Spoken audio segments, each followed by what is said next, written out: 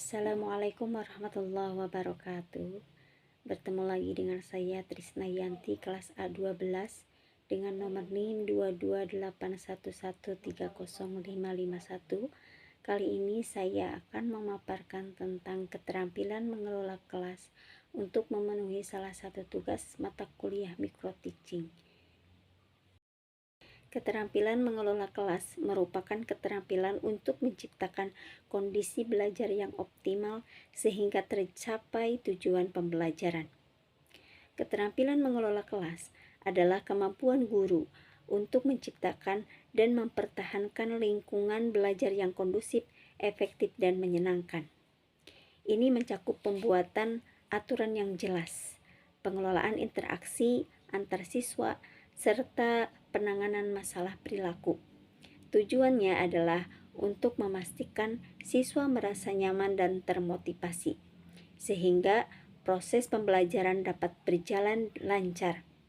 Komponen penting dalam keterampilan ini meliputi penciptaan iklim positif, pengendalian perilaku, dan penggunaan teknik pengajaran yang beragam.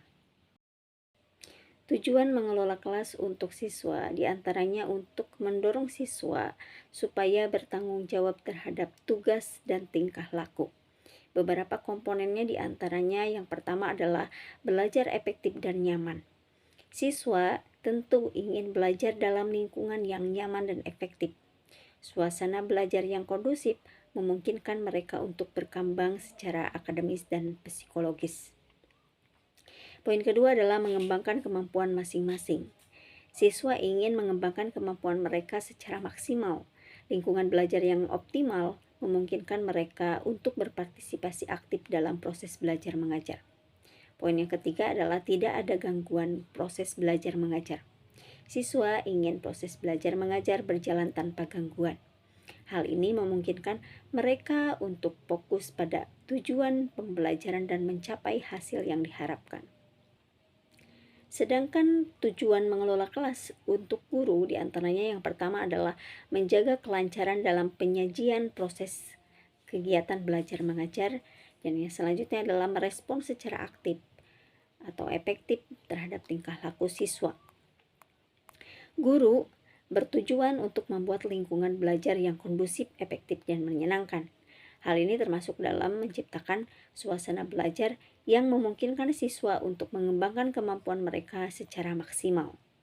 Guru harus menghilangkan semua hambatan yang bisa mengganggu proses belajar mengajar. Ini termasuk mengatur fasilitas belajar dan mengoptimalkan interaksi antar siswa dan antar guru. Prinsip dalam mengelola kelas, diantaranya yang pertama adalah kehangatan dan keantusiasan. Guru harus menunjukkan kehangatan dan antusiasme untuk membangun hubungan positif dengan siswa. Yang kedua adalah tantangan. Menggunakan kata dan metode yang menantang untuk meningkatkan motivasi belajar siswa. Poin yang ketiga adalah bervariasi. Guru harus memvariasikan metode pengajaran dan media untuk menghindari kejenuhan. Yang keempat adalah keluasan. Guru harus mampu beradaptasi dengan situasi kelas untuk menciptakan suasana belajar yang nyaman. Yang kelima adalah penekanan pada hal-hal positif. Yang selanjutnya adalah penanaman disiplin diri. Di sini maksudnya guru harus fokus pada perilaku positif siswa untuk mendorong pembelajaran yang baik. Hal-hal yang mengganggu iklim kegiatan belajar mengajar diantaranya yang pertama adalah tidak adanya perhatian. Kepribadian guru yang tidak fleksibel atau tidak peduli dengan kebutuhan individu siswa dapat membuat atmosfer belajar menjadi tidak kondusif. Kurangnya minat atau motif belajar dapat membuat siswa tidak termotivasi untuk berpartisipasi aktif dalam proses pembelajaran. Yang kedua adalah perilaku mengganggu. Suasana kelas yang tidak nyaman atau tidak mendukung dapat membuat siswa merasa tidak aman atau tidak termotivasi. Teknik untuk mencegah perilaku mengganggu, diantaranya yang pertama adalah menunjukkan sikap tanggap. Yang pertama, memandang siswa dengan sesama. Jadi guru harus terampil untuk selalu bisa mengelola kelas dengan baik dengan cara memperhatikan keadaan kelas dengan berinteraksi, memperhatikan siswa supaya siswa bisa memperhatikan apa yang dijelaskan. Yang kedua adalah mendekati siswa. Seorang guru tidak hanya fokus dalam pelajaran saja, tapi guru juga harus aktif untuk bisa mendekati siswa apabila terdapat siswa yang tidak memahami materi yang sudah disampaikan. Yang ketiga adalah memberikan reaksi terhadap gangguan. Ketika dalam proses pembelajaran ada siswa yang tidak memperhatikan, maka guru harus memberikan reaksi terhadap perilaku tersebut. Yang kedua adalah membagi perhatian, baik itu secara visual ataupun verbal.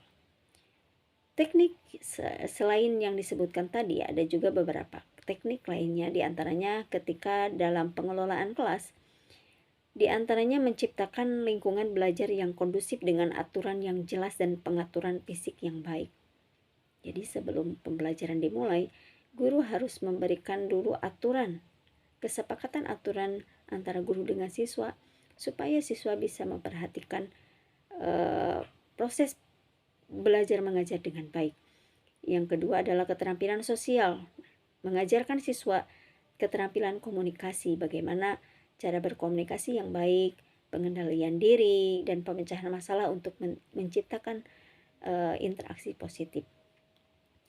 Yang selanjutnya adalah pendekatan behavioristik, dengan cara menggunakan penguatan positif dan hukuman yang tepat untuk mengurangi perilaku disruptif. Maksudnya ketika dalam proses belajar mengajar ada siswa yang tidak memperhatikan atau mengganggu teman yang lain, maka harus ada penguatan positif juga hukuman terhadap siswa yang melakukan perilaku tersebut supaya bisa memperhatikan dan juga merubah perilaku ke arah yang lebih baik. Yang selanjutnya adalah pendekatan kognitif dan humanistik. Di antaranya memberikan pemahaman tentang konsekuensi perilaku dan mendengarkan masalah siswa secara personal. Teknik untuk mencegah perilaku mengganggu, poin selanjutnya adalah memusatkan perhatian kelompok.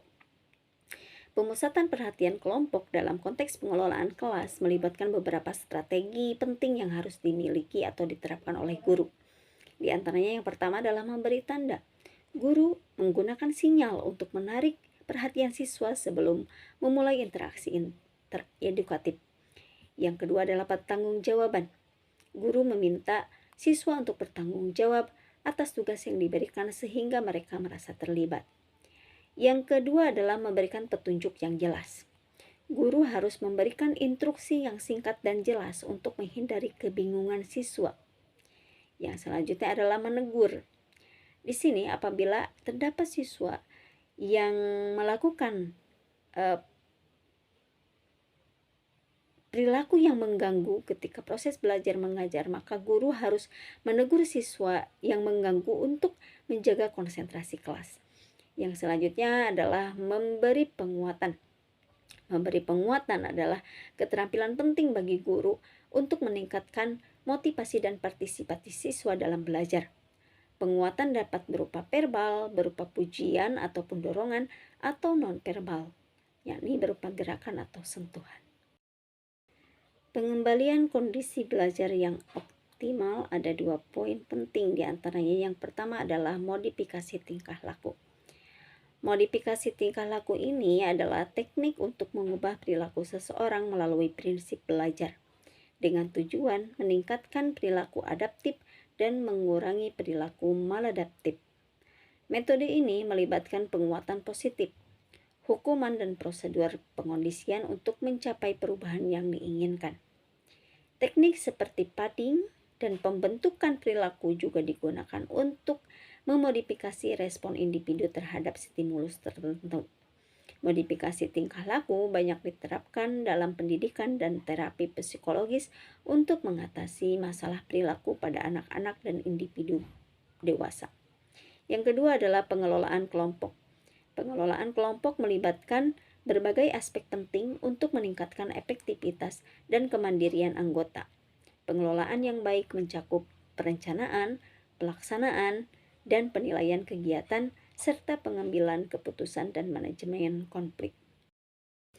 Hal-hal yang perlu dihindari diantaranya yang pertama adalah campur tangan guru yang berlebihan, kemudian menghentikan penjelasan tanpa alasan yang jelas. Campur tangan guru yang berlebihan dalam kelas dapat mengganggu proses belajar siswa. Tindakan ini mencakup menyela kegiatan siswa dengan komentar mendadak yang dapat menyebabkan gangguan dan mengurangi konsentrasi mereka.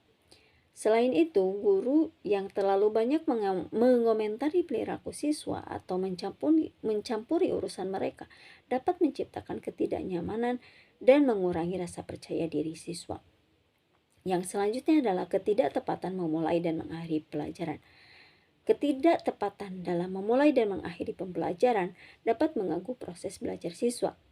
Hal ini terjadi ketika guru tidak menghentikan kegiatan sebelumnya sebelum memulai pelajaran yang baru atau materi yang baru, yang dapat menyebabkan kebingungan dan gangguan konsentrasi siswa. Guru perlu menguasai keterampilan membuka pelajaran dengan menarik perhatian siswa dan menyiapkan mental mereka, serta menutup pelajaran dengan merangkum materi dan memberikan tindak lanjut. Yang selanjutnya adalah penyimpangan dalam proses kegiatan belajar mengajar. Nah, penyimpangan dalam proses kegiatan belajar mengajar di sekolah seringkali melibatkan perilaku siswa yang tidak sesuai dengan norma dan aturan yang berlaku.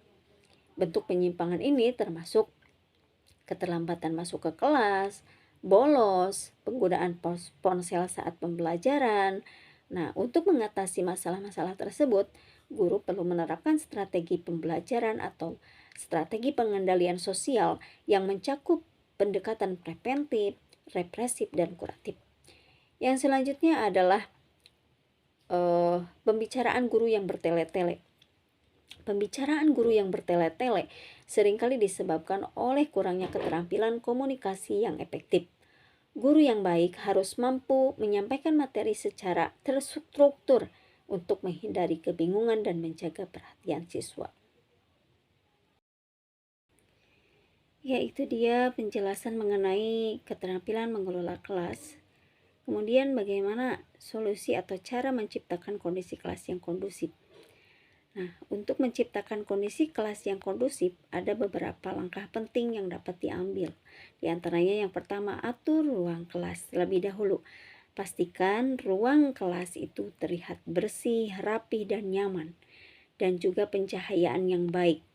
Susun meja dan kursi dalam formasi yang mendukung interaksi, seperti melingkar atau berkelompok. Yang kedua adalah buat kesepakatan kelas. Sebelum pembelajaran dimulai, buat kesepakatan dengan siswa. Libatkan siswa dalam menyusun aturan kelas, sehingga mereka merasa memiliki tanggung jawab terhadap peraturan tersebut. Yang ketiga adalah variasi metode pembelajaran. Gunakan metode pengajaran untuk menjaga minat siswa seperti berdiskusi, ada main game atau permainan, atau juga dengan menggunakan teknologi. Yang keempat adalah bangun komunikasi yang baik. Jalin hubungan positif dengan siswa melalui komunikasi terbuka dan empati. Yang terakhir adalah hargai usaha siswa. Berikan pujian dan penghargaan atas partisipasi siswa untuk meningkatkan motivasi mereka. Dengan langkah-langkah ini, tentu suasana belajar yang aman dan menyenangkan dapat tercipta. Itu saja untuk pembahasan mengenai keterampilan mengelola kelas. Semoga ada manfaatnya. Mohon maaf apabila banyak kekurangan. Akhirul kalam. Wassalamualaikum warahmatullahi wabarakatuh.